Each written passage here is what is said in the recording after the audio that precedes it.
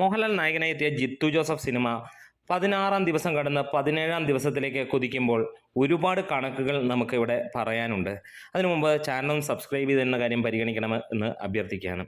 ഇപ്പോൾ 3-ാം വാരത്തിലേക്ക് കടന്നിരിക്കുന്ന സിനിമ നമുക്ക് കാണാൻ കഴിയുന്ന 77ഓളം ലൊക്കേഷൻസിലാണ് GCCയിൽ ഓടിക്കൊണ്ടിരിക്കുന്നത്.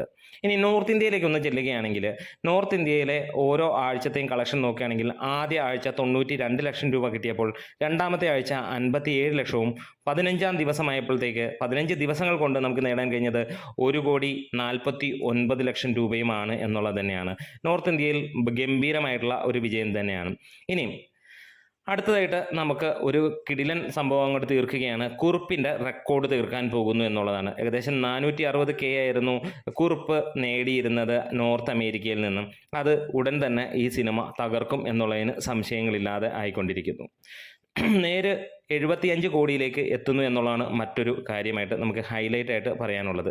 എന്താണേലും ഇവിടെ 15 ദിവസം കൊണ്ട് 1.8 മില്യനാണ് സിനിമ USA UK നിന്നും ഒക്കെ തൂക്കിയിരിക്കുന്നത്. ഇതിനോടകം തന്നെ സിനിമ ഒരു വലിയ സൂപ്പർ ഹിറ്റ് മെഗാ ഹിറ്റിലേക്ക് എത്തിക്കഴിഞ്ഞിരിക്കുകയാണ്. സിനിമ ഇറങ്ങിയപ്പോൾ ഒരു വിജയം പോലും പ്രതീക്ഷിച്ചിരുന്നില്ല. ഒരുപക്ഷെ ചെറിയ ഒരു വിജയം പ്രതീക്ഷിച്ചായിരുന്നു ആരാധകർ പോലും നിന്നിരുന്നത്. ഇന്ന് 15 ദിവസങ്ങൾ പിന്നിട്ട് 20 ദിവസത്തിലേക്ക് സിനിമ എത്തുമ്പോൾ നമുക്ക് പറയാനുള്ള കാര്യം ഇതൊരു ഗംഭീര വിജയമാണ്. ഇത് ജനങ്ങളുടെ വിജയമാണ്, നല്ല സിനിമയുടെ വിജയമാണ് എന്നുള്ളതാണ്. ഒരിക്കലും ഫാൻ ഫൈറ്റോ കാര്യങ്ങളോ ഒന്നും അലതല്ലാത്ത ഒരു സിനിമ. കാരണം കണ്ട ആളുകൾക്കെല്ലാം ഇഷ്ടപ്പെട്ടു. ജനങ്ങൾക്ക് എന്താണ് വേണ്ടത് എന്ന് തിരിച്ചറിഞ്ഞതുകൊണ്ട് ഇതിൻ്റെ ഡയറക്ടർ ചെയ്തിരിക്കുന്ന ഒരു മികച്ച സിനിമ. അദ്ദേഹത്തെക്കുറിച്ച് നമുക്ക് പറയേണ്ട കാര്യങ്ങളില്ല. അദ്ദേഹം ചെയ്യുന്ന സിനിമകളെല്ലാം തന്നെ ആ രീതിയിൽ തന്നെയാണ്. സാധാരണ പല സിനിമകളും വരുന്നത് പോലെ തട്ടിക്കൂട്ടി വലിയ ബഹളമുണ്ടാക്കിയൊന്നുമല്ല. സിമ്പിളായിട്ടുള്ള സ്റ്റോറികൾ എടുക്കുന്നു, വമ്പൻ വിജയം നേടുന്നു. അത് ജനങ്ങൾ നൽകുന്ന വിജയമാണ് എന്നുള്ളതാണ്. കേരള ബോക്സ് ഓഫീസിലേക്ക് സിനിമ 40 കോടി എത്തിയിരിക്കുന്നു എന്നുള്ളത് തന്നെയാണ്. ഈ 2023 എന്ന വർഷം നല്ല ഒരു വർഷമായിരുന്നു. ഒരുപാട് സിനിമകൾ ആ റേഞ്ചിലേക്ക് എത്തി എന്നുള്ളത് തന്നെയാണ്. എന്തായാലും മലയാള ഫിലിം ഇൻഡസ്ട്രിയുടെ ഒരു വലിയ ഗ്രോത്ത് തന്നെയാണ് ഈ സിനിമ കാണിക്കുന്നത്. വരും ദിവസങ്ങളിൽ സിനിമ 150 കോടിക്ക് മുകളിലേക്ക് എത്തുമെന്നുള്ളതിന് സംശയമില്ല. ഒരു പക്ഷേ ഞാൻ പല പ്രാവശ്യമായിട്ട് പറയുന്നുണ്ട്, ഒരു പക്ഷേ മലൈക്കോട്ടെ വാലിബിനെയും മലത്തിയടിച്ച് നേരെ മുന്നോട്ട് പോകും എന്നുള്ളതിന് സംശയങ്ങളൊന്നുമില്ല.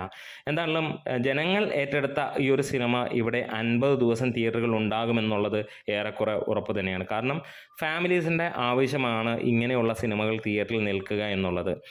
ഫാൻസിന് വേണ്ടി ചില സിനിമകൾ വരാറുണ്ട്, അത് ഫാൻസിന് മാത്രമായിട്ട് പോകാറുണ്ട്. അത് എല്ലാ നടന്മാരുടെയും അങ്ങനെ തന്നെയാണ്. ഇത് ഫാമിലി ഓഡിയൻസിന് വേണ്ടിയിട്ടുള്ള സിനിമകളാണ്.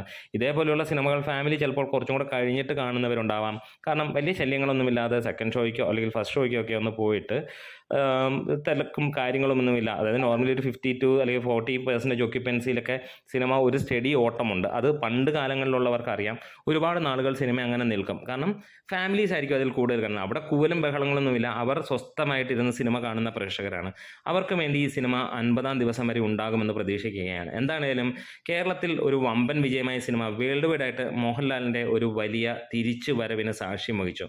ഒരു കുഞ്ഞൻ സിനിമയിലൂടെ വരുമ്പോൾ എന്താണ് മോഹൻലാലിൻ്റെ പൊട്ടൻഷ്യൽ എന്നുള്ളത് ഇന്ത്യ കാണുകയും ചെയ്തു എന്നുള്ളത് ഇതറിയാത്ത കാര്യമല്ല. പക്ഷേ ഒരിക്കൽ കൂടെ ഒന്ന് ഓർമ്മിപ്പിച്ചു എന്നുള്ളത് മാത്രമാണ്. എന്തായാലും നമ്മുടെ വീഡിയോസ് ഇഷ്ടമെങ്കിലും സപ്പോർട്ട് ചെയ്യണം. ലാൽ സലാം.